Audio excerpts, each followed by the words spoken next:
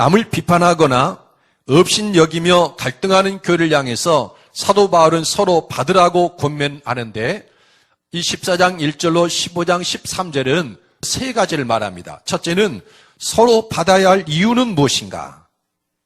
여러분이 신앙에 눈이 떠서 복음이 뭔 줄을 알고 그리고 복음의 능력을 이제 맛보며 살아갈 때 그렇지 못한 다른 교회나 다른 성도에 대해서 어떤 마음이 들기 쉽냐면은 업신여기는 마음이 생길 수 있어요. 그런가 하면 율법 안에서 육체로 하나님을 섬기는 사람들은 복음 안에서 성령을 따라 살아가는 사람들을 이해하지 못하고 비판합니다. 때로는 정죄하기도 하고 이상하다라고 그 사람을 욕해요. 그런데 오늘 하나님의 말씀은 그런 사람들에게 서로 받으라고 그러는데 그 받아야 될 이유를 세 가지로 말합니다. 첫째는 하나님이 그를 받으셨고 그를 세우실 분도 하나님이시기 때문에 그렇습니다. 믿음이 연약한 자를 너희가 받되 그의 의견을 비판하지 말라. 어떤 사람은 모든 것을 먹을 만한 믿음이 있고 믿음이 연약한 자는 채소만 먹느니라. 먹는 자는 먹지 않는 자를 업신여기지 말고 먹지 않는 자는 먹는 자를 비판하지 말라. 이는 하나님이 그를 받으셨습니다. 남의 하인을 비판하는 너는 누구냐? 그가 서 있는 것이나 넘어지는 것이 자기 주인에게 있음에 그가 세움을 받으리니 이는 그를 세우시는 권능이 주께 있습니다. 어떤 사람은 이 날을 저날보다 낮게 여기고 어떤 사람은 모든 날을 같게 여기나니 각각 자기 마음으로 확정할지니라. 아멘. 사람의 신앙을 성숙하게 하는 것은 사람이 하는 게 아니에요. 하나님이 잘하게 하시는 겁니다. 그래서 그 사람을 세우는 것도 하나님이 하실 일이기 때문에 내가 이러쿵저러쿵 비판하거나 업신여기지 말라는 겁니다. 두 번째 이유는 이렇게 신앙생활하든 저렇게 신앙생활하든 모두가 다 주를 위해서 그렇게 하는 것이니 주를 위해서 하는 것이니 비판하지 말라. 나를 중히 여기는 자도 주를 위하여 중히 여기고 먹는 자도 주를 위하여 먹으니 이는 하나님께 감사하며 먹지 않는 자도 주를 위하여 먹지 아니하며 하나님께 감사하느니라. 우리 중에 누구든지 자기를 위하여 사는 자가 없고 자기를 위하여 죽는 자도 없도다. 우리가 살아도 주를 위하여 살고 죽어도 주를 위하여 죽나니 그러므로 사나 죽으나 우리가 주의 것이로다. 이를 위하여 그리스도께서 죽었다가 다시 살아나셨으니 곧 죽은 자와 산 자의 주가 되려 하심이라. 아멘. 왜 규례대로 율법에 정해진 대로 그날에 금식하지 않느냐? 아니면은 왜 그날에 왜 안식일을 지키지 아니하고 주일에 예배를 드리느냐? 비판을 하는 거예요. 잘못된 것이 아니냐? 목매어 죽인 짐승의 고기는 피가 있기 때문에 먹지 말라고 그러는데 왜 그것을 먹느냐? 그런데 상대방도 주를 위해서 그런 것이고 이쪽에서도 주를 위해서 그런 것이니까 그 중심이 주를 위한 것인데 왜 서로 비판하고 업신여기느냐? 이런 말입니다. 우리가 주를 위해서 살아가고 신앙생활하는데 사람마다 색깔이 다를 수가 있어요. 나와 다르다고 해서 비판하거나 업신여기지 말고 주를 위한 그 중심을 보고 서로를 받으라라는 것입니다. 세 번째 이유는 각 사람이 옳고 그른지를 판단하는 것은 내가 할 일이 아니라 하나님이 하실 일이에요. 내가 어찌하여 내 형제를 비판하느냐? 어찌하여 내 형제를 업신여기느냐? 우리가 다 하나님의 심판대 앞에 서리라. 기록되었으되 주께서 이르시되 내가 살았노니 모든 무릎이 내게 꿇을 것이요 모든 혀가 하나님께 자백하리라 하였느니라. 이러므로 우리 각 사람이 자기를 하나님께 직고하리라. 그런즉 우리가 다시는 서로 비판하지 말고 도리어 부딪힐 것이나 거칠 것을 형제 앞에 두지 아니하도록 주의하라. 아멘. 하나님의 심판대 앞에 서서 자기가 어떻게 살아왔는지를 자기 입으로 하나님께 다 고할 거예요. 그러니 지금 누가 어떻고 어떻다고 말하기 전에 정말 겁나고 두려운 것은 내가 하나님 앞에 설 때 어떤 말을 하나님께 하려고 하나님께로부터 어떤 심판을 받게 될 것인가? 나도 그럴 날이 올 거라는 거예요. 그러면 무엇이 옳은가? 우리는 비판하거나 업신여기지 말아야 할지라도 무엇이 옳은가는 알아야 됩니다. 여러분 14절로 20절을 보면 이 단락에는 무엇이 옳고 그른지를 판단하는 두 가지 중요한 기준이 있어요. 그 첫째는 하나님 나라는 어떤 것인가 하는 것이에요. 하나님의 나라는 먹는 것과 마시는 것이 아니요 오직 성령 안에 있는 의와 평강과 희락이라. 이로써 그리스도를 섬기는 자는 하나님을 기쁘시게 하며 사람에게도 칭찬을 받느니라. 목매단 짐승고기를 먹어도 되느냐? 이방신에게 제사드렸던 그 고기를 먹어도 되느냐? 채소만 먹어야 되느냐? 이런 문제에 대해서 그런 것은 하나님 나라하고는 관계가 없다. 먹는 것과 마시는 것이 아니다라는 것이에요. 안식일에 예배를 드린 것과 주일에 예배를 드린 것과 그게 무슨 상관이 있냐라는 거죠. 날이든지 먹는 것이든지. 하나님 나라는 오직 성령 안에 있는 의와 평강과 희락입니다. 의는 언약 관계 안에서 언약 조항을 잘 이행하는 것을 가리켜요. 성령 안에 있는 사람들은 이 의와 불의를 정확하게 분별하게 해서 불의를 떠나고 의롭게 돼버린다라는 거예요. 성령 안에 있으면. 그러면 여러분 성령 안에 거하십시오. 그래서 사람들마다 의로워지고 언약관계 안에서 정직하게 행하게 되면 그 안에 평강이 임하게 되고 그런 환경 속에 희락이 부어지는 겁니다. 이게 하나님 나라예요. 하나님의 나라가 이루어지느냐 이루어지지 않느냐 그것을 보고서 이것이 옳은가 그른가를 판단할 수 있다라는 거예요. 그런데 또 하나의 기준이 있습니다. 둘째 기준인데 하나님의 사업을 무너지게 하느냐 세워가느냐 하는 거예요. 하나님의 나라는 먹고 마시는 것이 아니라면 아무 것이라도 먹고 마셔도 된다는 것인가? 실제로 어떤 그리스도인들은 그렇게 생각하고 먹고 마시는 문제에서 완전히 자유해버린 분들이 있어요. 그런데 여러분 이는 하나는 알고 둘은 모르는 사람들입니다.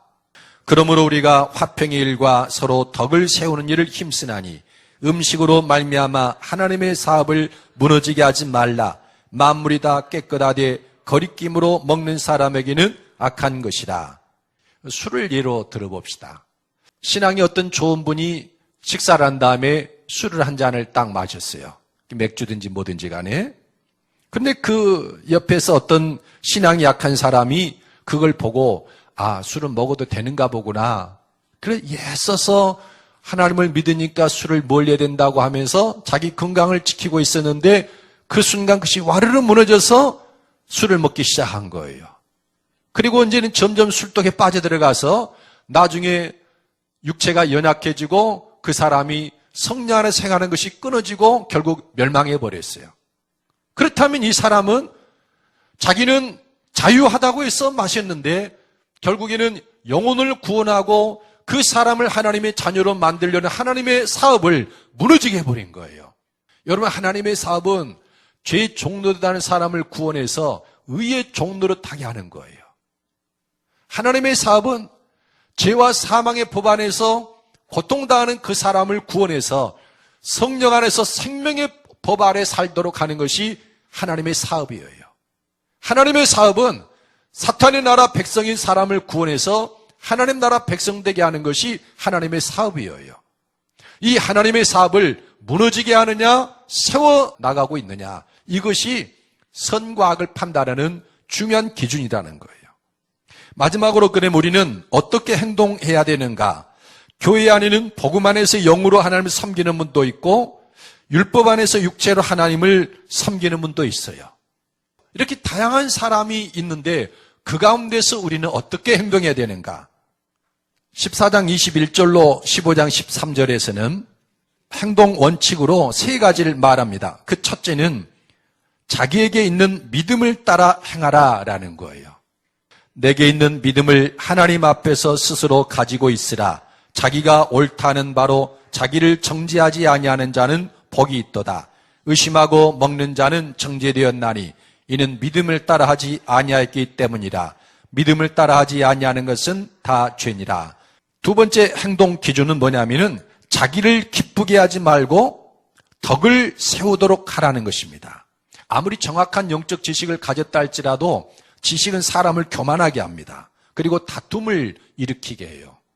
믿음이 강한 우리는 마땅히 믿음이 약한 자의 약점을 담당하고 자기를 기쁘게 하지 아니할 것이다. 우리 각 사람이 이웃을 기쁘게 하되 선을 이루고 덕을 세우도록 할지니라. 그리스도께서도 자기를 기쁘게 하지 아니하셨으니 기록된 바 주를 비방하는 자들의 비방이 내게 미쳤나이다 함과 같으니라. 예수님께서 자기를 기쁘시게 하지 아니하고 다른 우리를 기쁘게 하시는 삶을 살았듯이 나도 내 믿음대로 나는 마음대로 살 거야 이것이 아니라 나를 기쁘게 하는 게 아니라 다른 사람을 기쁘게 하고 교회의 덕을 끼치도록 행동해라 라는 것이에요.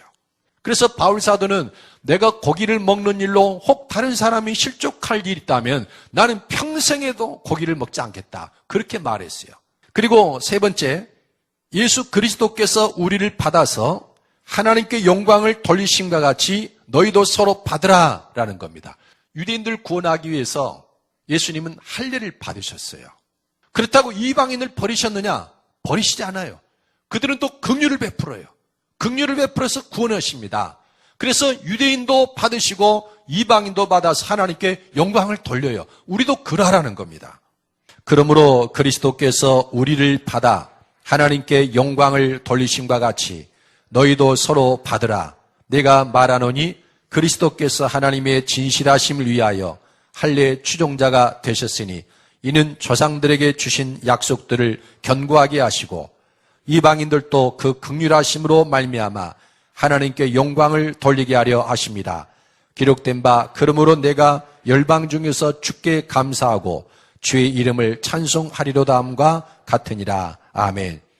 복음 안에서 영으로 하나님을 섬기는 사람들, 우리 교회도 이제 그런 분들이 많이 늘어나고 앞으로 복음 안에서 하나님을 섬기는 사람들이 많아질 것입니다. 근데 육체로 하나님을 섬기는 사람들에 대해서 우리가 업신여겨서는 안 돼요. 그렇다고 해서 율법 안에서 육체로 하나님을 섬기는 것에 안주해서도 안 돼요. 오늘날 대다수의 그리스도인들은 성경을 읽고 성경 말씀대로 살려고만 예를 써요. 율법 안에서 하나님을 섬기는 사람들이죠. 근데 이거는 믿음이 약한 자라고 성경에서 말합니다. 성장할 필요가 있다는 것을 암시하는 거예요. 소망의 하나님이 모든 기쁨과 평강을 믿음 안에서 너에게 충만하게 하사 성령의 능력으로 소망이 넘치게 하시기를 원하노라. 아멘. 이 로마서에서 사용하는 믿음 안에서라는 말은 육체 안에서 혹은 율법 안에서라는 말과 대조되는 용어입니다. 그러니까 믿음 안에서 하나님을 섬길 때 기쁨과 평강이 오게 된다. 무슨 말입니까? 하나님이 나를 그리스도와 함께 십자가에 못 박아서 죄의 종로로 타는 나를 죄에서 벗어나게 하시고 허물과 죽은 나를 하나님이 그리스도와 함께 살려서 선한 일을 하는 사람, 새 생명 가운데서 살도록 하신다. 그렇게 하나님을 믿는 믿음 안에 있을 때 우리 안에 기쁨과 평강으로 충만해진다라는 거예요. 또 한 가지 사실은 하나님이 복음을 믿는 사람들이 부어주는 이 성령님과 우리의 영이 깊은 교제를 나누면서 살아갈 때 우리가 갖는 소망이 착착 성취된다는 거예요. 성령님을 모시고 우리의 영이 성령님과 교제하며 나아갈 때 의롭다함을 얻게 되고 거룩해지고 능력이 나타나게 되고 또 평강과 기쁨도 얻게 되고 하나님 나라가 임하는 거예요. 복음 안에서 영으로 하나님을 섬기는 것에 축복의 눈이 열리고 더불어서 그렇지 못한 다른 주변 성도들과 조화를 잘 이뤄서 덕을 끼치는 그런 아름다운 성도 교회 되기를 예수의 이름으로 축복합니다.